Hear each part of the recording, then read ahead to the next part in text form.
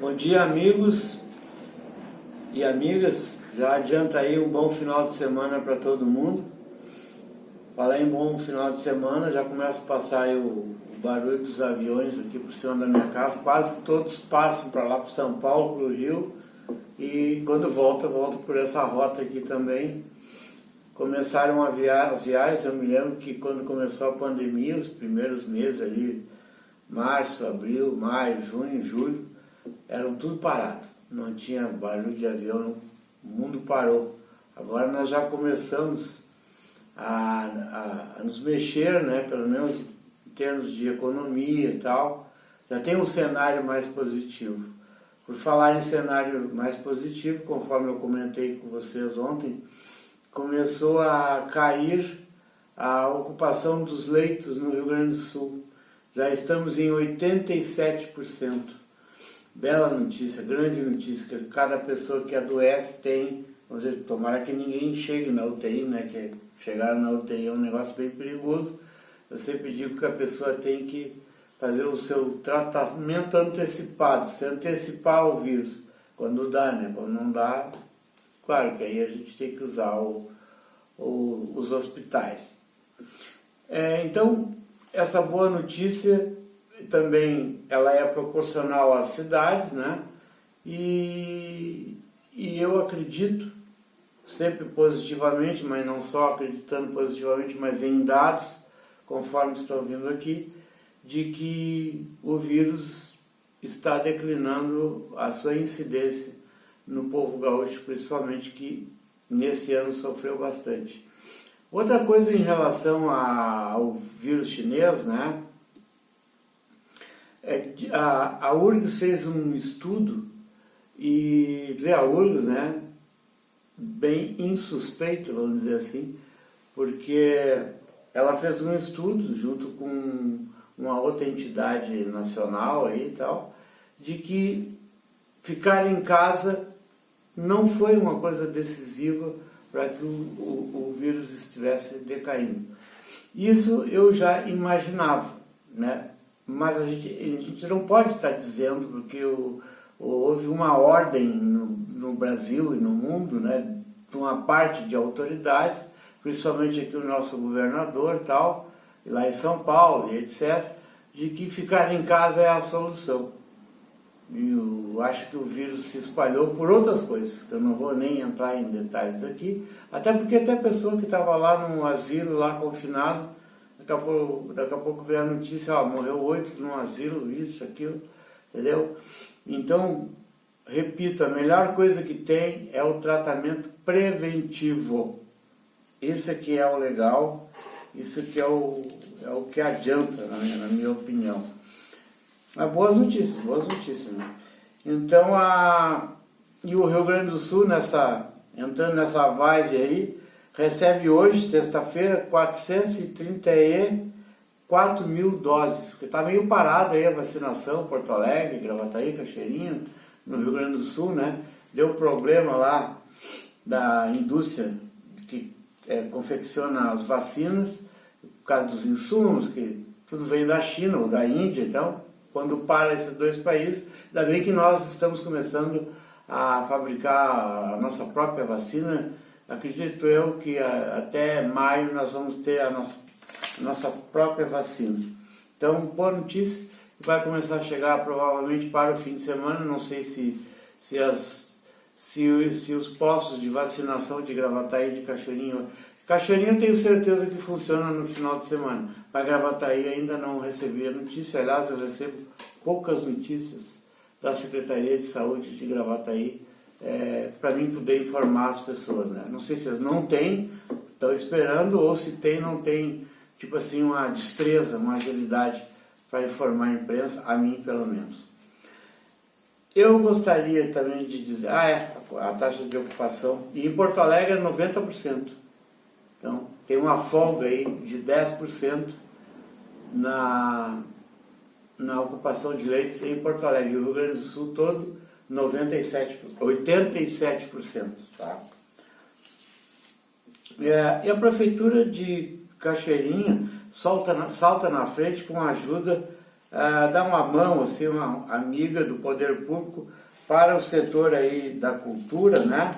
Vai começar a ajudar aqui, o município de Cachoeirinha faz o edital da Fundação de Cultura para a seleção de programas, projetos e ações culturais. É isso que eu digo, a pandemia não precisa trancar tudo, né? E quem mais precisa de ajuda é realmente o setor também de cultura. O pessoal não pode se apresentar em nada, não pode cantar em bar, não pode, nem na rua pode se apresentar, entendeu? Então as inscrições acontecem de 15 de abril, passou, hoje é 16, né? Até 5 de maio, através do preenchimento de um formulário anexo no edital. Então, os artistas, as pessoas que têm suas empresas de eventos, né? Arte cênica, artistas, audiovisuais, enfim, design, patrimônio cultural, enfim, banda, né? Conjuntos, fotos, de tudo que é tipo de cultura, leitura, literatura, biblioteca e música. Então, parabéns aí ao prefeito Mick Breyer, aí o pessoal da cultura, que está estendendo a mão ao pessoal que está muito necessidade dessa ajuda do governo. Por aquela coisa que eu falo, né? Se o governo do estado, mas não migalha, né? Miséria, claro, qualquer coisa ajuda, mas o governo do estado, o Brasil, enfim, puder ajudar as empresas nesse momento diferente que está acontecendo em todo o Brasil, em todo o mundo, é a hora, sim, do poder público, seja ele federal, estadual ou municipal, a ajudar a cultura, ajudar o comércio, a indústria, ajudar todo mundo, já que o poder público concentra a maioria da arrecadação de impostos e pode, sim, dentro de uma sintonia, dentro de um equilíbrio entre pagar as folhas, pagar as despesas, enfim, cumprir com as obrigações do município. Se sobrar um troco, e sempre sobra, é bom que sempre sobra para quem tem a prefeitura equilibrada, né? Para quem faz uma gestão temerária, claro que não está sobrando, né? Bom, e a Prefeitura de Gravataí congela preços da passagem de ônibus municipais. Aqui o prefeito Zafalon enviou para a Câmara de Vereadores projeto 26/2021 com medidas que têm como objetivo equilibrar os déficits causados pela pandemia no setor de transporte coletivo, congelar o valor da passagem para o usuário em 4,80 até pelo menos o final deste ano. Mas a Prefeitura Municipal de Gravataí também vai fazer uma ajuda, vai dar uma ajuda para a empresa Sogil, em torno de 4 milhões a longo prazo, não sei quantos meses, parece que é 7 ou 8 meses, uma coisa assim, para que a Sogil se mantenha muitos empregos. Lá são 4 mil famílias, mais ou menos, que vivem direta ou indiretamente da Sogil. Eu acho interessante também. Eu sou a favor de que o poder público ajude as empresas. E tocar uma empresa como a Sogil, tipo a Sogil, que tem 75% de arrecadação menor da média do que sempre teve, 75%. Então a empresa, se a Sogil deixar de funcionar, os seus diretores estão fazendo o que podem. Eu sei, muitos esforços para manter o transporte, principalmente manter o emprego. Então eu sou a favor de que dê essa colaboração, porque, se não me engano, São Paulo, outras cidades do Brasil, aqui mesmo Porto Alegre vai dar 50 milhões para a empresa de transporte coletivo de Porto Alegre, aqui é 4 milhões e pouco, a longo prazo. Se não me engano, tem empresas no Brasil, tem prefeituras no Brasil que subsidia todo o transporte coletivo. Aqui, simplesmente, a prefeitura está dando uma ajuda e eu sou a favor. Estou de frente aqui dizendo para vocês. Eu sou a favor, primeiro, não pelos diretores do Sogil, mas pelos empregos, pelas famílias que dependem de 3 ou entre 13.500 a 4.000 pessoas, famílias que dependem desse emprego lá da Sogil. Então, esse primeiro tempo a gente vai terminando aqui, daqui a pouco a gente volta.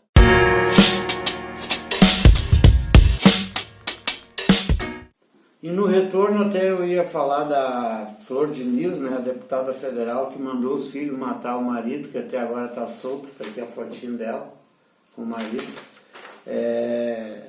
Mas não vou falar porque sexta-feira é um dia tão bonito, tão bom, falar em Flor de Lis, falar em coisa boa, né?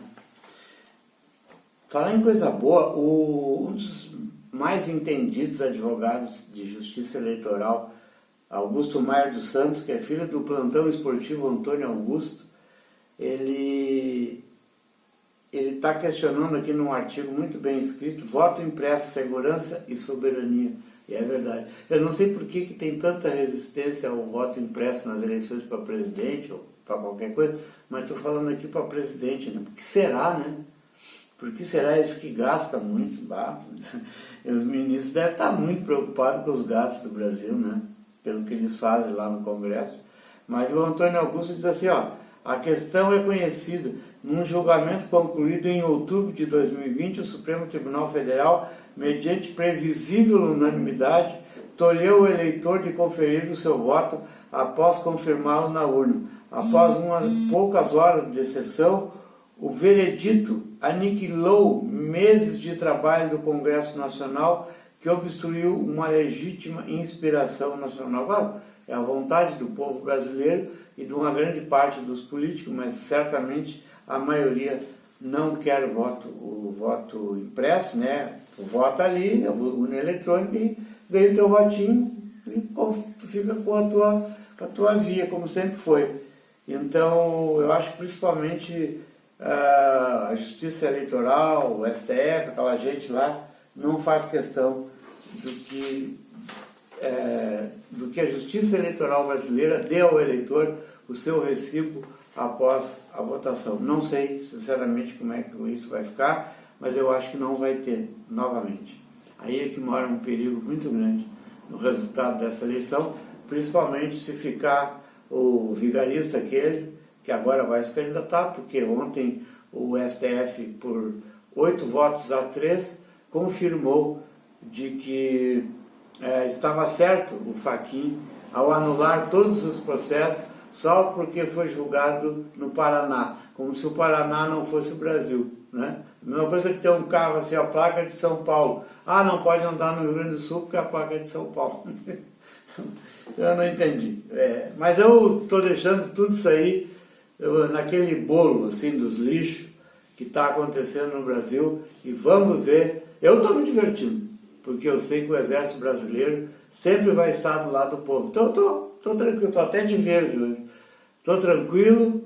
Quem tem que se cuidar não somos nós, povo. Quem tem que se cuidar é quem está fazendo barbaridades lá no STF. Esse não deve dormir de noite, a não ser muito bêbado. E eles bebem. O Fachin, o ex-advogado do PT, ministro do STF, ele pediu para o Fux para sair da segunda turma. Né? Eu quero sair do reduto, não quis mais do seu reduto e quer ir para outra turma e tal. Diz que lá não é só turma, porque sofreu lá algumas derrotas. Então tá, bom mesmo se ele saísse em definitivo do STF, na minha opinião. E falando nisso que eu estava falando agora, o presidente da República disse o seguinte: o Brasil pode... O homem está todo dia falando em exército, confiar, nós estamos atentos e tal. Ele disse ontem, a todos os presentes, numa solenidade lá no exército, a todos os presentes, muito obrigado por esse momento. A todos os brasileiros, a certeza de que vocês podem contar, como sempre contaram, com o seu exército brasileiro, disse ontem o presidente da República, Jair Bolsonaro. Gente, agora eu vou mostrar para vocês, só para vocês terem ideia da confusão, como é que eu vou dizer assim, do desacerto institucional político, até administrativo, que está acontecendo no Brasil, um negócio jamais visto, por isso que a gente sabe que isso vai desembocar numa coisa muito feia, em nível de instituição tal, uma ruptura, falei isso para vocês ontem, né? Imagina o nível do que isso está acontecendo, de que o senador Jorge Cajuru, num momento de grande coragem, eu vou mostrar para vocês o que ele disse. Ele estava sendo entrevistado pela TV Senado. E a TV Senado gravou o Jorge Cajuru, que eu vou mostrar para vocês. Vale a pena, ele tem uns 3 minutos e meio. É meio compridinho, mas eu não pude, eu olhei tudo, não dá para cortar nada. Vocês vê, olhem aí, observem, assistam o que o Jorge Cajuru disse do Beisola, do Gilmar Mendes, e principalmente do Gilmar Mendes, mas ele falou de outros ministros também. Vocês vejam só se é possível esse tipo de diálogo, e não aconteceu nada com o Jorge Cajuru. E quem fala consente. Olha o nível das coisas que estão acontecendo lá em Brasília. Alguém de responsabilidade, com a cabeça boa do governo brasileiro, há de ter o bom senso e colocar as coisas no lugar, colocar os pingos nos is de tudo que está acontecendo neste país. O Gilmar Mendes quase que não vive no Brasil, ele viaja, como disse o Cajuru, 12 vezes por mês para Portugal, onde ele tem uma empresa, onde tem bens, muitos bens. Olha só, ruim está sendo para nós, entre a Maré e o Rochedo, então estamos nós, o povo, e isso nós não aguentamos mais. Isso terá que ter um fim. Olha só o que o Cajuru disse ontem pela manhã e saiu na TV Senado. E quando saiu na TV Senado, todo o esquema político e jurisdicional em termos de terceiro grau ligaram para a TV e mandaram não colocar nas outras, inclusive tiraram do YouTube. Esse vídeo eu recebi cedo, porque um amigo meu lá de São Paulo, Leônidas Corrêa das Neves, que é um cientista político e tal, mandou para mim, eu reservei e guardei, e nem sei que consequência eu vou ter, só sei que eu vou mostrar para vocês. Olha aí. Era eu, seu bandido, seu corrupto, entendeu? E a CPI da toga vai lhe convocar. Você vai ser o primeiro, você vai ser o primeiro a ser questionado. Nós queremos saber como você tem 20 milhões de patrimônio. De onde você tirou esse patrimônio? De Mega Sena? De herança de quem você tirou, Gilmar Mendes? Foram das sentenças que você vendeu, seu canalha! Das sentenças que você vendeu. Senador, e as propriedades dele em Portugal? A sua hora apartamentos em Portugal. Como que o senhor vive 12... Vocês sabiam disso? Eu tenho o portal da transparência, vou apresentar amanhã nas redes sociais. Ele viaja 12 vezes por mês a Portugal ao dinheiro de vocês. Vocês pagam a passagem aérea dele de primeira classe. Diz que tem vários imóveis lá, né? Tem vários imóveis lá. Uma novidade que ele mandou soltar o Beto Richa, o famoso... Claro, o Beto Richa é sócio dele. O Aécio Neves é sócio dele, o Marconi Perillo é sócio dele, da Super Frango, aqui perto de Goiânia, aqui em Itaberaí. É Itaberaí ou Nerópolis?